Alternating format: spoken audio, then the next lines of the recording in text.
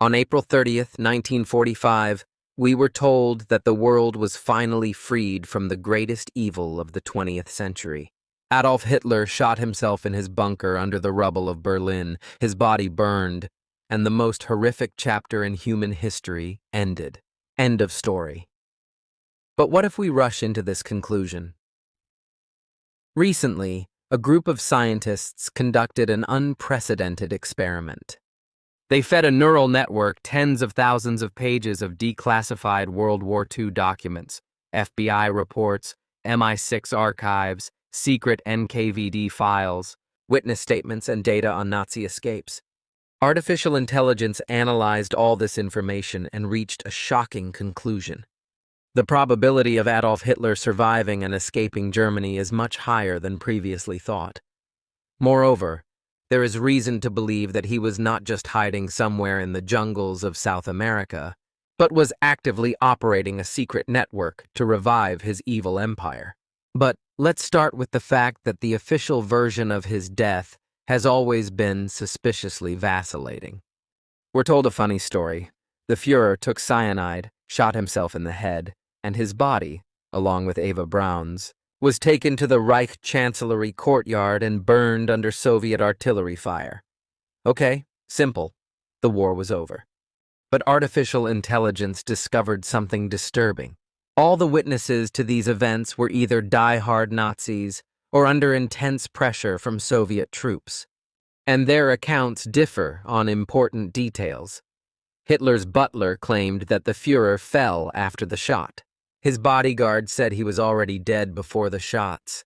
His secretary saw the completely burned bodies.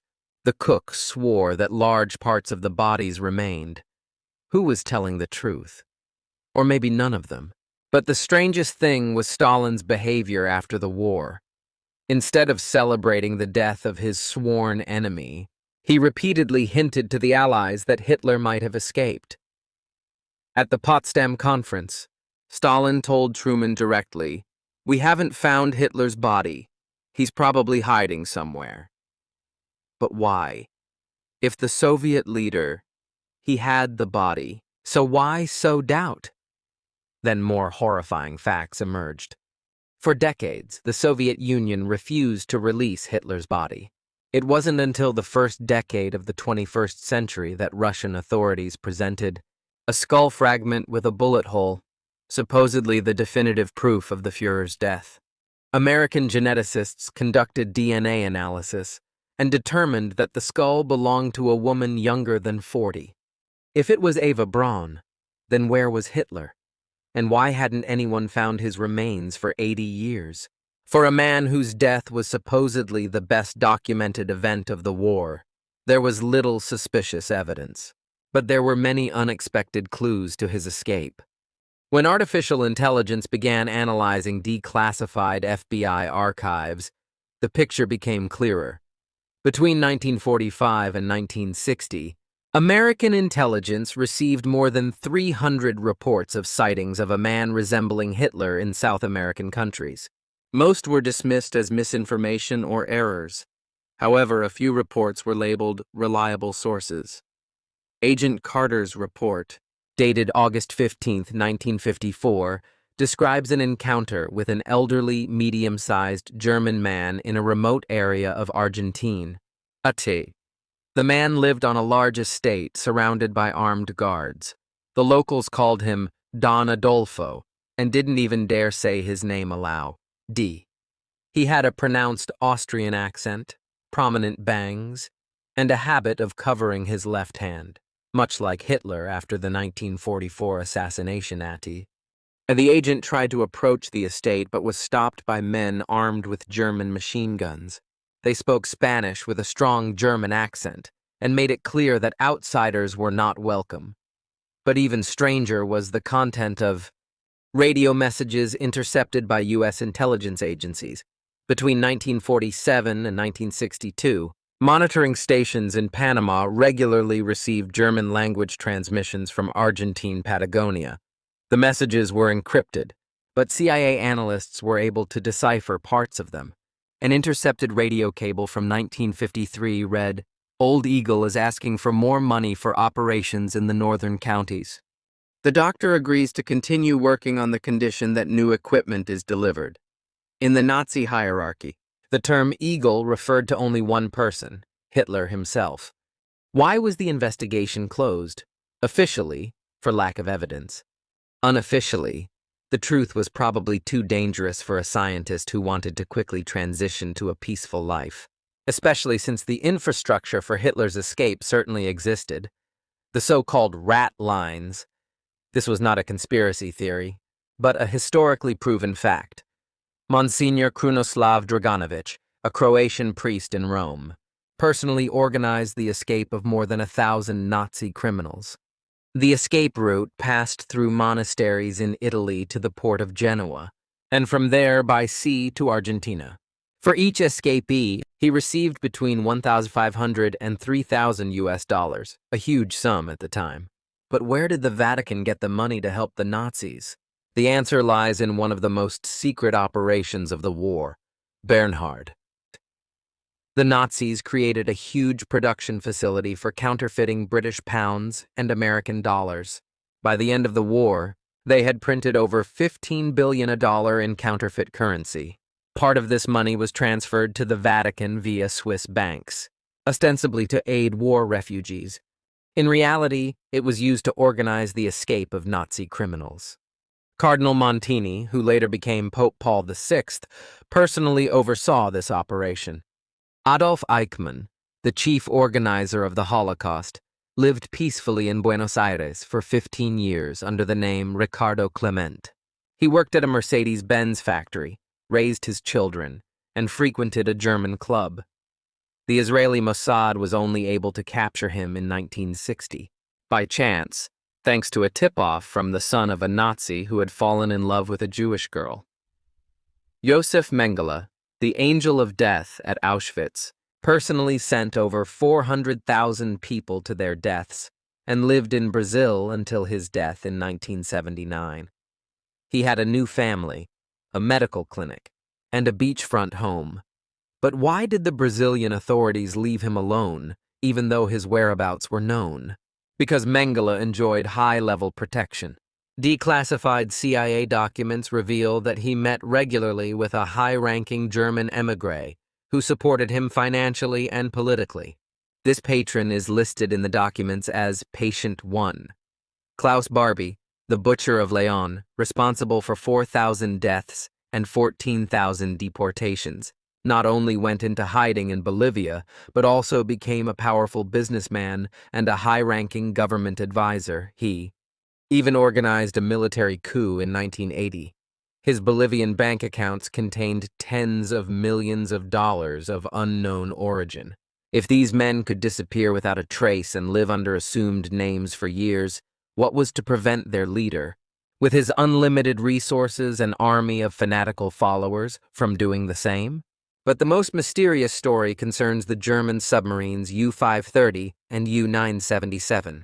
These two submarines surrendered to Argentine authorities on July 10 and August 17, 1945, respectively, 2 and 3 months after the end of the war in Europe.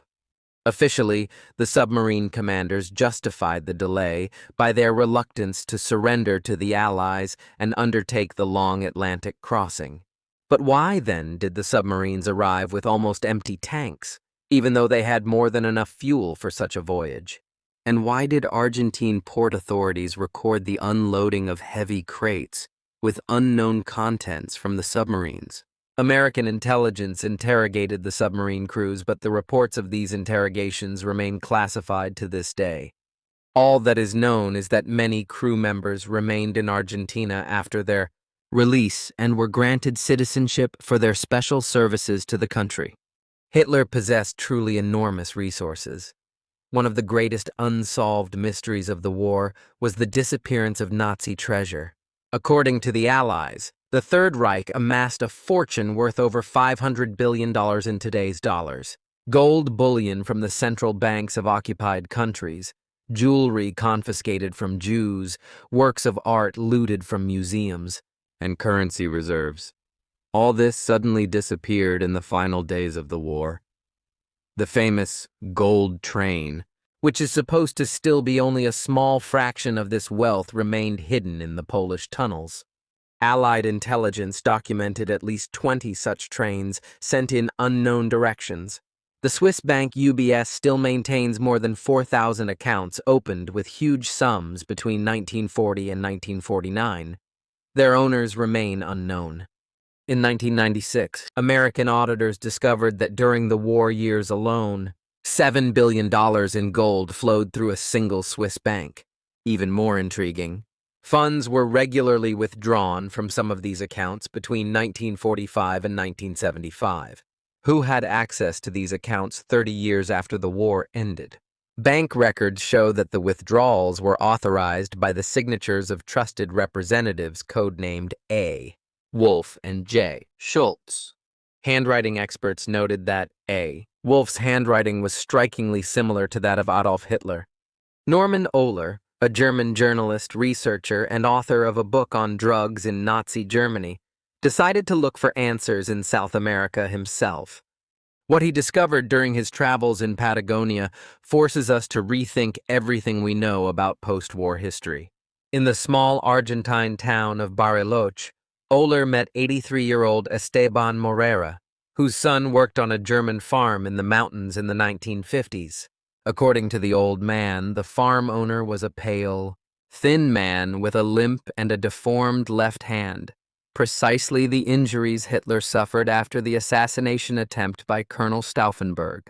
The German never gave his name and rarely spoke quietly, but the workers treated him with respect and fear. They brought him European newspapers. He listened to German radio, and in the evenings he would take long walks on the porch, waving his hands and muttering to himself, just as Hitler rehearsed his speeches. He was banned. Workers were strictly forbidden from approaching the main house or asking questions about the owner. Anyone who broke the rules was immediately fired and fined a large sum of money, apparently for keeping quiet. But one worker told Morera a curious detail. The owner had a habit of raising his right arm every morning in a distinctive gesture, greeting the sunrise. In another settlement deep in the Andes, Ohler was shown the ruins of a massive stone house the locals had nicknamed La Casa del Alemán, the German's house. The building was built in traditional German style, with thick walls and underground rooms. According to the locals, an influential man had lived there for several years with numerous guards and servants. Neighbors recalled the black limousines with tinted windows that regularly brought visitors. They sometimes heard German-language radio broadcasts and loud voices, as if meetings were being held there. The local postman reported that letters and parcels from Germany were regularly delivered to the villa, addressed simply to Mr. Wolf. But in 1962, the villa suddenly became empty. The owner had mysteriously disappeared. What did he look like? The local authorities announced that the German man had moved to another country for family reasons. Ohler's most chilling discovery, however, was in the Argentine police archives. He found reports of strange events in remote areas of the country in the 1950s and 1960s, massive purchases of radio equipment, the construction of camouflaged airstrips, and cargo ships arriving at night. Police reports mentioned large trucks with German license plates, regularly transporting scientific equipment from the ports to the interior. When police tried to stop these convoys for inspection, they were shown documents signed by high-ranking officials in the Argentine Foreign Ministry. But why didn't anyone link these events to the possible presence of Hitler? Perhaps because he wasn't just hiding from justice, but was trying to revive the Fourth Reich. After the war, the Nazis established a secret organization called Odessa, the Organization of Former SS Members. Officially, this organization helped war criminals evade justice, but in reality, it had much larger goals. Odessa was preparing to establish the Fourth Reich, not as a new state on the world map, but as a secret global network of influence. A network. It would penetrate the economies, politics, and institutions of socialist states, gradually laying the foundations for the rise of National Socialism. According to some declassified documents, The command center of this network was located in South America. Adolf Hitler, or one of his closest associates, directed the entire operation from his secret hideout. Imagine this. In a luxurious estate in the Argentine jungle, behind massive walls and barbed wire, an aging leader continued to dream of world domination. But now, not with armies and tanks, but with vast sums of money and influence. He placed his followers in key positions in industrial companies, financed right-wing political movements in various countries, and maintained ties with his supporters in Europe. His goal was to gradually control the entire world from within, through economic influence and ideological indoctrination. This account explains many of the mysteries of the post-war period. Where did Odessa obtain its vast financial resources? Why did dozens of German settlements with suspiciously high living standards emerge in Argentina, Chile, and Paraguay in the 1950s and 1960s? Who financed the construction of expensive private airstrips and radio stations in the impenetrable jungles of South America? Chile's Colonia Dignidad is a prime example of such settlements. Officially, it was a religious community of German settlers. In reality, it was an isolated enclave of 300 square kilometers, where Nazi-like rules prevailed and horrific medical experiments were conducted on human beings. The colony's founder, Paul Schaefer, was a pedophile and sadist who had fled Nazi Germany. But where did he get the money to purchase such a large plot of land and build a modern infrastructure? Who protected the colony from the Chilean authorities for over 40 years? The archives of the Chilean intelligence service contain documents about a high-ranking German patron of the colony who regularly visited it and issued instructions to its leadership. This man's name is not mentioned in the documents, but rather the code name Old Father. Eyewitnesses reported seeing an elderly man with a cane and a blindfold arriving at the colony on a special plane. He was greeted with great fanfare, and the entire population lined up to receive him. Strangely, this man stayed in the colony for no more than a day.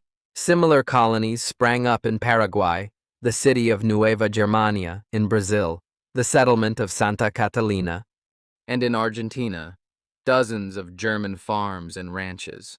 They all shared similar characteristics: strict controls on access, their own radio stations, regular deliveries of goods from Europe, and suspiciously large financial resources.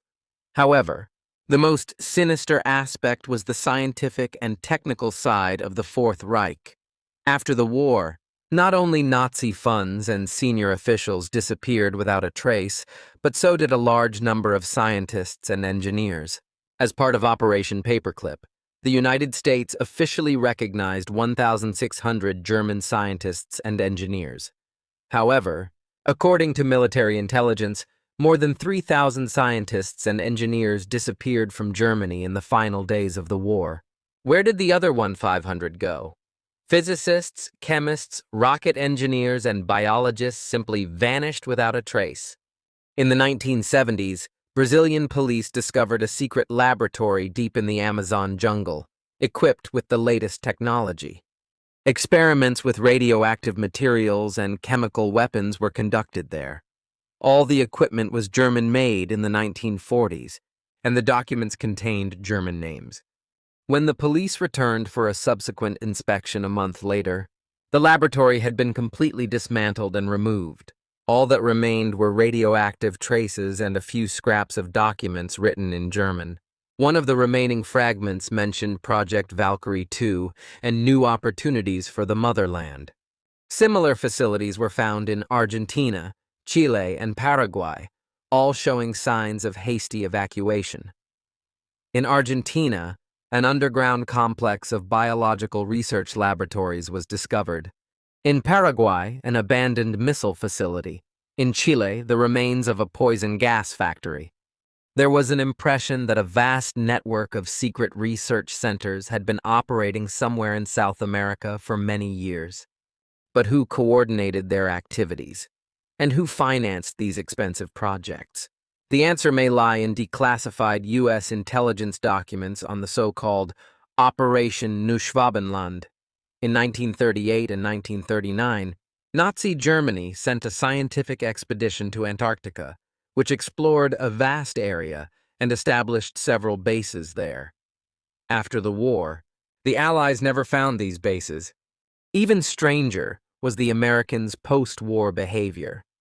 In 1946 and 1947, the United States sent a massive military expedition to Antarctica, called Operation High Jump.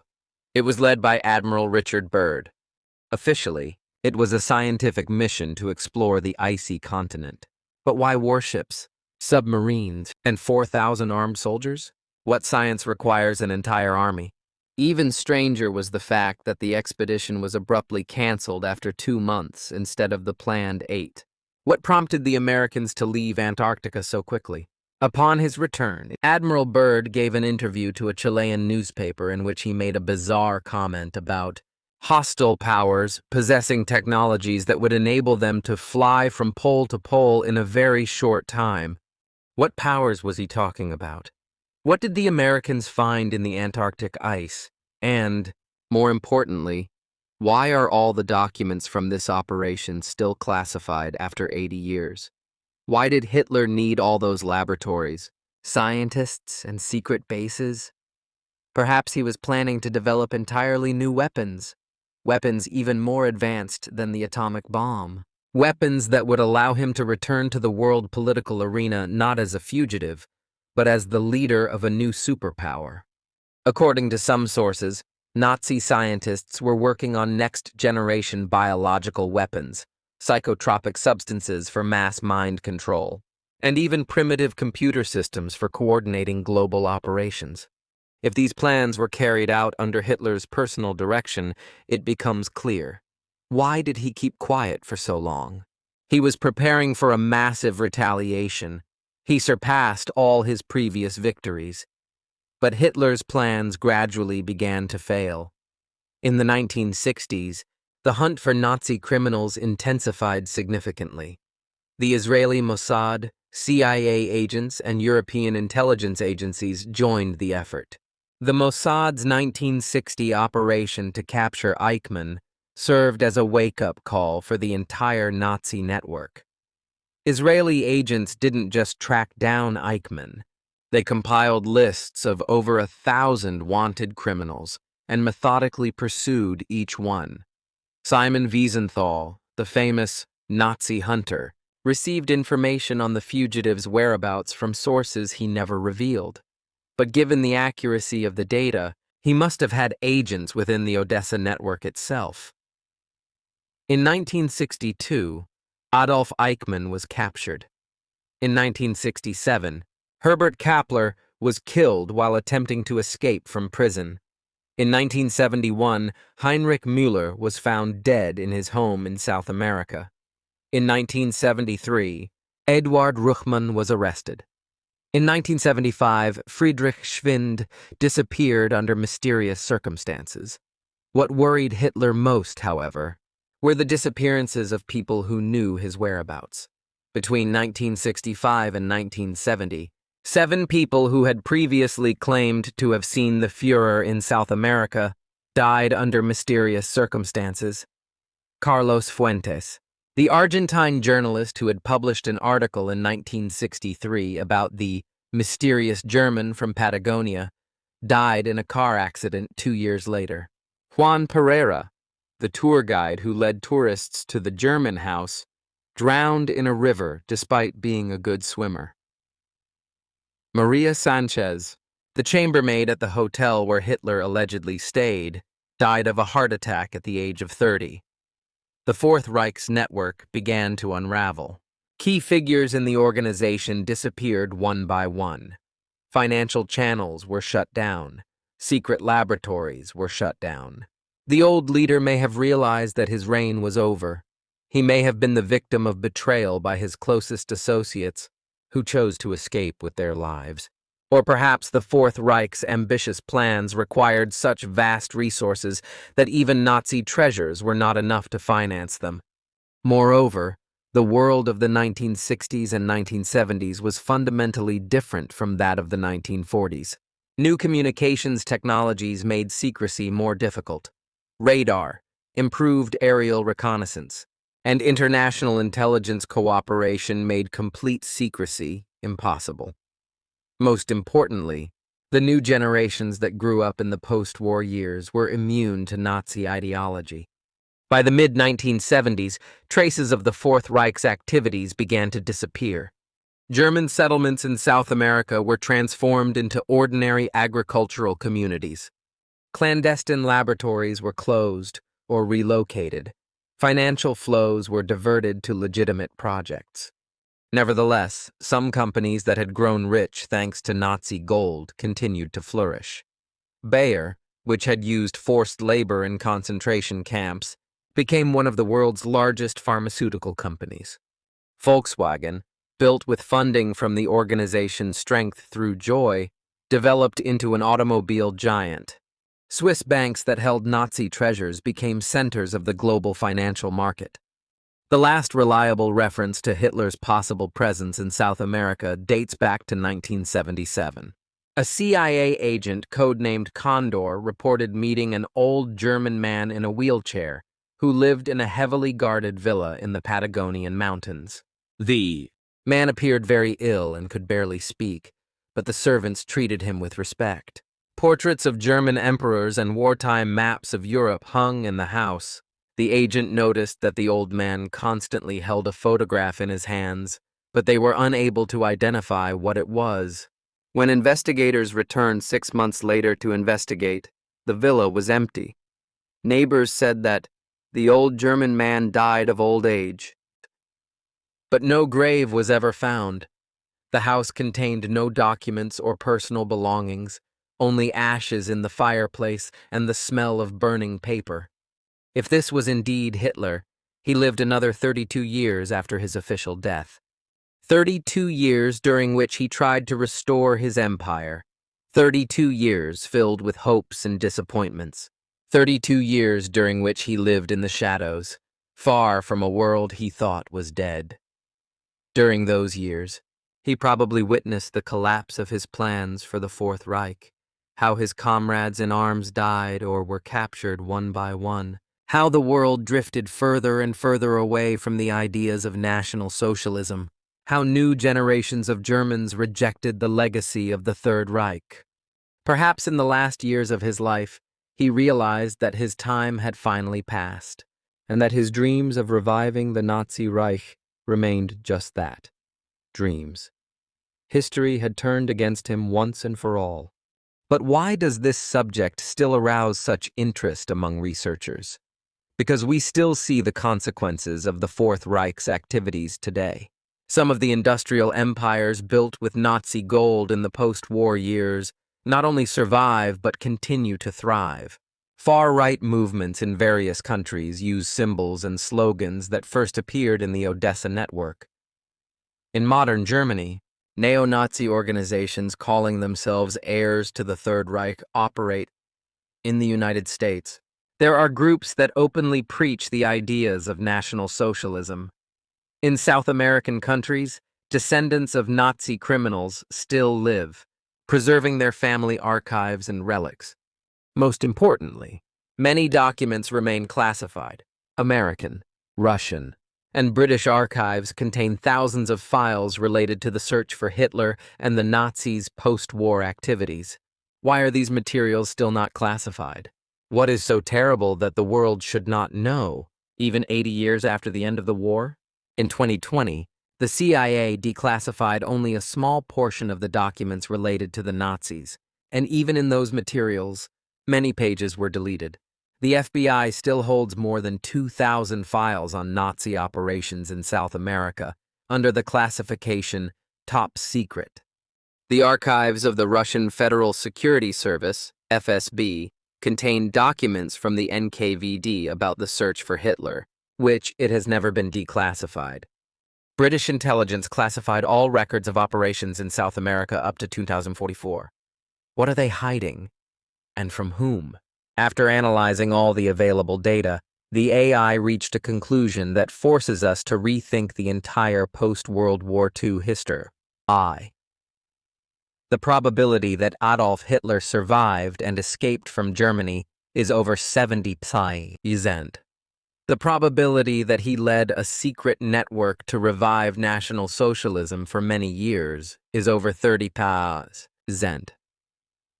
The algorithm took into account all factors: inconsistencies in the official account of his death, witness statements, financial means of escape, the presence of rat lines, the activities of the Odessa organization, intercepted radio messages, bank transactions, and intelligence report. Mathematical analysis showed that the escape scenario is far more likely than the dubious account of suicide in the bunk. This is not a conspiracy theory, but a calculation based on the evaluation of a massive amount of data. Artificial intelligence is neutral, unaffected by politics, and independent of historical dogmas. It simply analyzes the facts and draws conclusions. These conclusions tell us that we live in a world built on lies, and that the victory over Nazism was incomplete. Most likely, the most horrific criminal of the 20th century escaped the punishment he deserved and continued his destructive work for many years. We may never find Hitler's grave or obtain 100% confirmation of his death. Perhaps some of the secrets of the Fourth Reich will remain forever locked away in secret archives or be taken to the grave by the last witnesses. However, one thing can be said with certainty: the history of World War II is far from over. The war did not end with Germany's surrender on May 9, 1945. It continued in secret laboratories in the Amazon jungle, in villas in Argentine Patagonia, in Swiss bank vaults, and in underground bunkers in Antarctica. And even if only a small part of this data is true, we must admit a terrible truth. We did not completely win the war. We destroyed the armies of the Third Reich, but we were unable to completely extinguish its spirit. National Socialism didn't die in 1945. It went into hiding, regrouped, and adapted to new conditions. And perhaps it's still waiting for its moment somewhere in the shadows of the modern world. What is more frightening? A monster that died in its lair, or one that escaped and sowed the seeds of evil for decades to come? Today, far-right movements are on the rise again around the world. Neo-Nazi parties are winning elections in Europe. Racial hatred is once again the norm in the most advanced countries. Strong countries are attacking weaker ones, driven by racial hatred and racist ideologies. Perhaps Hitler achieved his goal after all. Perhaps the seed he buried in the shadows of South America has been growing all this time, waiting to germinate. Perhaps the Fourth Reich will not be founded somewhere in the jungles of Patagonia, but here, in our countries. Then we must admit something terrible. Hitler didn't lose the war. He only delayed his victory by 80 years.